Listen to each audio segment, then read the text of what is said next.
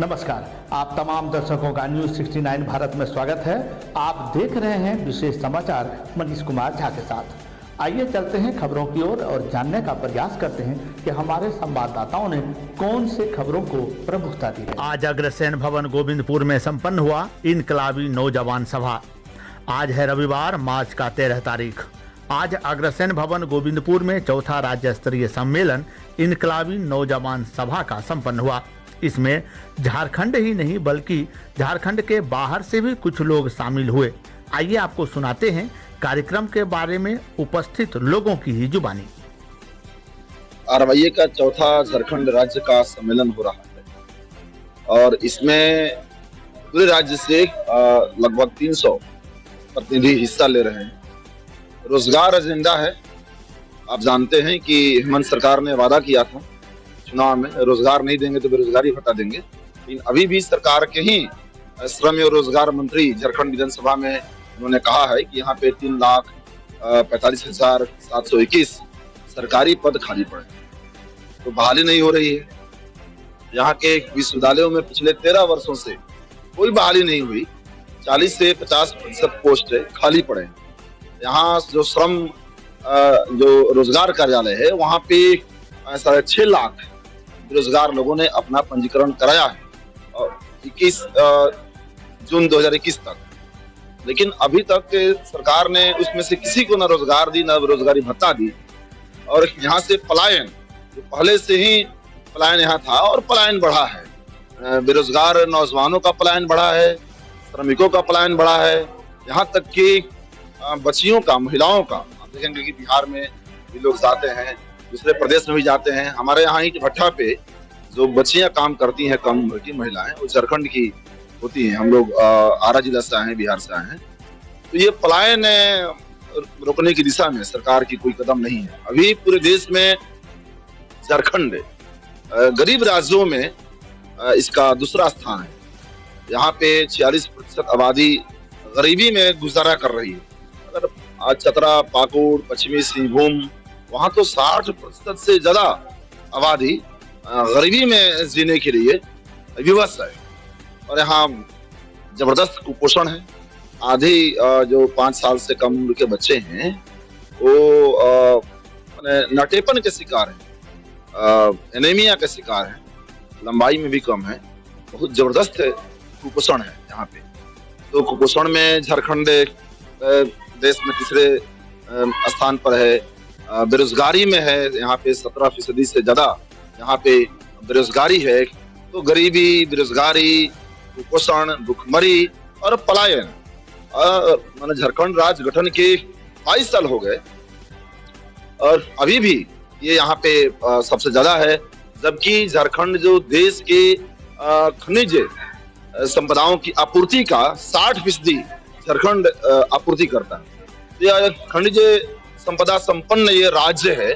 कोयला से लेकर के, यहाँ लोहा से लेकर के, एल्युमिनियम से लेकर के। लेकिन ये सब कुछ माफियाओं को सरकार लुटा रही है। सत्ता के संरक्षण में खनिज संपदाओं का यहाँ पे लूट जारी है। और शिक्षा के मामले में झारखंड में विश्व में रिकॉर्ड कायम किया है। 2 सालों तक स्कूल नहीं चला। सरकार कह रही कि ऑनलाइन हमने कक्षा चलाया है। अरे भाई, तो ऑनलाइन कक्षा चलाया है। यहाँ 95% गरीबों के, दलितों, आदिवासियों के जो बच्चे हैं सरकारी विद्यालय में पढ़ते हैं। यहाँ पे वो मेहनत मजदूरी करके एक तो सदियों तक शिक्षा से वंचित रहे। अब वो अपने बच्चों को पढ़ाना चाहते हैं, तो अब सरकार करे कि ऑनलाइन शिक्षा देंगे। तो उनके पास तो मोबाइल ही नहीं है। 93% बच्चों के पास अपना मोबाइल नहीं है, तो ऑनलाइन शिक्षा कैसे करेंगे। तो इस बेरोजगारी में के दौर में महंगाई की अलग मार है। और तमाम यहाँ पे माने निजीकरण हो रहा है, ठेकाकरण हो रहा है, श्रम का यहाँ पे जबरदस्त शोषण है। और इसलिए ये जो राज्य सम्मेलन है, झारखंड के नौजवानों को सरकार रोजगार दे, खाली पड़े रिक्त पदों पर सरकार बहाली कैलेंडर जारी करके बहाली करे। और जब तक रोजगार नहीं देती तो एक सम्मानजनक बेरोजगारी भत्ता दे, जो सरकार ने वादा किया। इस सवाल पे ये आरवाईए का राज्य सम्मेलन आयोजित है। इस सवाल पे पूरे झारखंड में आरवाईए रोजगार के आंदोलनों का एक झंझावात खड़ा करेगा। और इसलिए यहाँ पे जो आरवाईए का राज्य सम्मेलन है इसको शानदार तरीके से सफल हो, इसकी हम लोग कामना करते हैं। देखिए, ये जो अभी आप कह रहे हैं कि रोजगार का समस्या अभी तक मौजूद है, ये सही बात है। और इसी आकांक्षा के साथ जो झारखंड अलग राज्य का जो आंदोलन था, उन आंदोलनकारियों की क्या आकांक्षा थी, क्या भावना थी? यही कि झारखंड अलग राज्य होगा, यहाँ लोगों को रोजगार मिलेगा, कल कारखाने खुलेंगे, जो पहले से मौजूद फैक्ट्रियां हैं उनमें यहाँ के नौजवानों को रोजगार मिलेगा। लेकिन सच्चाई ये है कि अभी तक यहाँ के नौजवान रोजगार के लिए ललायित है। माइग्रेशन यहाँ सबसे ज्यादा है, अलग अलग देश के हिस्सों में यहाँ से नौजवान 7वीं 8वीं 6ठी 10वीं पास करके पलायन करना पड़ता है। ये समस्या बरकरार है और पिछले रघुवर दास की सरकार में इसके खिलाफ, बेरोजगारी के खिलाफ और रोजगार के लिए जबरदस्त नौजवानों का आंदोलन हुआ और रघुवर सरकार ने उस पर लाठियां बरसाई और इसी का परिणाम हुआ कि रघुवर सरकार को सत्ता से बाहर जाना पड़ा और नौजवानों ने एक नई सरकार चुनी, इस आकांक्षा के साथ, इस उम्मीद के साथ कि ये नई सरकार चुन के आएगी तो रोजगार के दरवाजे खुलेंगे, अवसर मिलेंगे। लेकिन सच्चाई यह है कि 2 साल से ज्यादा इस सरकार के हो गए, लेकिन पहले से जो 3 लाख से ज्यादा पद खाली हैं इस झारखंड राज्य में, उसको भरने के लिए सरकार ने कोई योजना नहीं बनाया।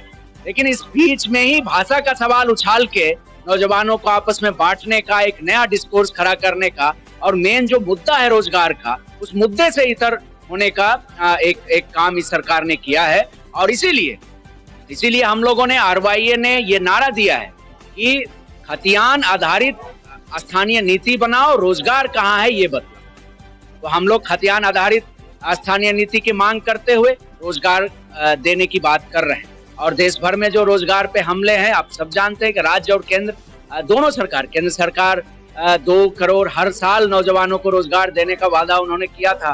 लेकिन सच्चाई ये है कि पिछले 7.5 साल में 14-15 करोड़ नौजवानों को रोजगार मिल जाना चाहिए था। सच्चाई ये है कि ये कोरोना महामारी में जो इनका मिसमैनेजमेंट हुआ, इसके चलते करोड़ों लोग बेरोजगार हो गए और रोजगार के लिए इनके पास कोई एजेंडा नहीं है। ये तो छोड़ दीजिए रोजगार का, बल्कि सवाल ये है अब कि रोजगार के पहले से जो अवसर मौजूद थे, उन अवसरों को भी ये बेच के, संस्थाओं को, कंपनियों को बेच के उन अवसरों को भी खत्म कर रहे हैं। तो नया जो रोजगार सृजन का बात था, इनका जो वादा था, वो तो भूल जाइए।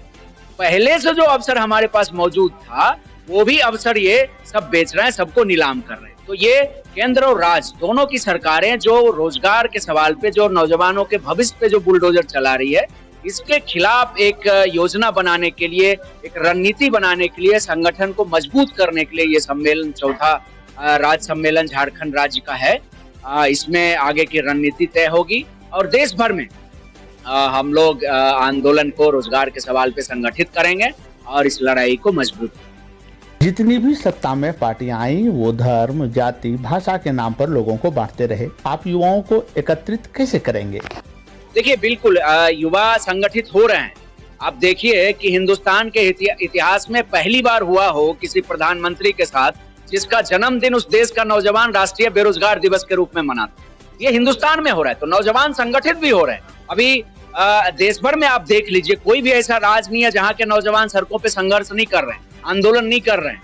तो ये संगठित भी हो रहे हैं। लेकिन सरकार ताकतवर है, सरकार के पास तमाम संस्थाएं हैं और अपना सारा जिम्मेदारी, नैतिकता भुला के ये सरकार इन सारे संस्थाओं को नौजवानों के खिलाफ उपयोग कर रही है। नौजवानों को ना सिर्फ हिंदू मुस्लिम किया जा रहा है, बल्कि जो नौजवान आंदोलन कर रहे हैं उन पे यूएपी आप लगा रहे हैं, उन पे अलग अलग देशद्रोह की धाराएं आप लगा रहे हैं।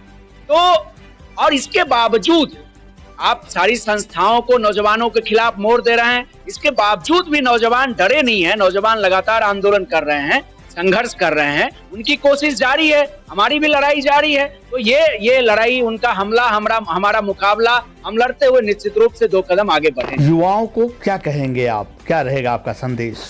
देखिए, युवाओं का आप जो सवाल कर रहे थे, तो वही सवाल है कि ये जो मेन मुद्दा से भटकाने का कोशिश है, नौजवान अपने मुद्दे पे, इस देश के युवा अपने मुद्दे पे खड़े रहे। ये उन्माद पैदा करके देश में नफरत का एक माहौल बना के नौजवानों को यूज करना चाहती है सत्ता हासिल करने के लिए। अभी हमने देखा यूक्रेन पे जो रसिया का हमला था, वहाँ युद्ध चल रहा है, उस युद्ध पे अपना कोई पोजीशन इस सरकार ने नहीं लिया।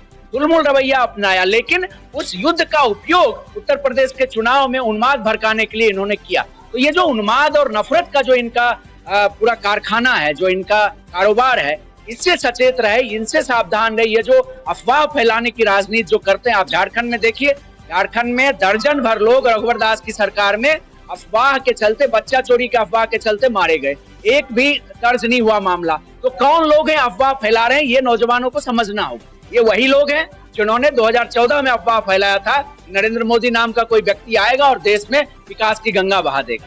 तो ये जो अफवाह की इनकी राजनीति है, लोग कहते हैं गांव घर में आरएसएस और भाजपा को ये कनफुकवा पार्टी है, मतलब ये कान फूंक देती है, अफवाह फैला देती है और लोगों को में नफरत और उन्माद भरती है। तो ये अफवाह से सावधान रह के जो अपना इस देश का, इस मुल्क का, नौजवानों का जो रियल एजेंडा है, जो विकास का एजेंडा है, उस एजेंडे पे कायम रहे। और देश पे जो हमले हो रहे हैं, संविधान को खत्म करने की जो साजिश हो रही है, इस हमले का मुकाबला करते हुए अपने संविधान को, अपने लोकतंत्र को बचाने का, रोजगार को के अवसरों को बचाने का जो सवाल है, उस सवाल पे अडिग रहे और आंदोलन तेज करें। नीरज कुमार, राष्ट्रीय महासचिव इनकलाबी नौजवान संघ, ROI।